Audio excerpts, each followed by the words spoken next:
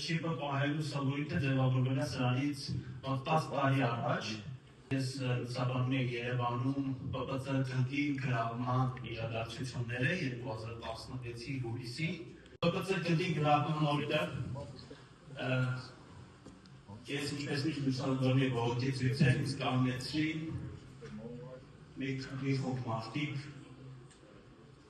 փորձեցին տեսախցիկը վերցնել, ես համառորեն չէի տալիս, հետո գետի գցեցին,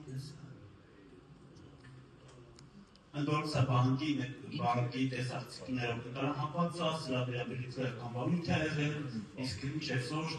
կոռուպցիոն կոմիտեի ղեկավար տեղակալներից մեկն է։ Ստեղ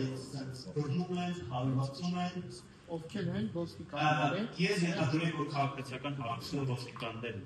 են։ Ես բոլորին նկարահանել եմ դեմքերը, ամեն ինչ։ Այդ սովորույթը ձևավորվեց, որտեղ ստեղից ուզում են չիպը, ես իրենց տալիս եմ այդ չիպը։ Դրա պատճառով ես կորցնում եմ ամենակարևորը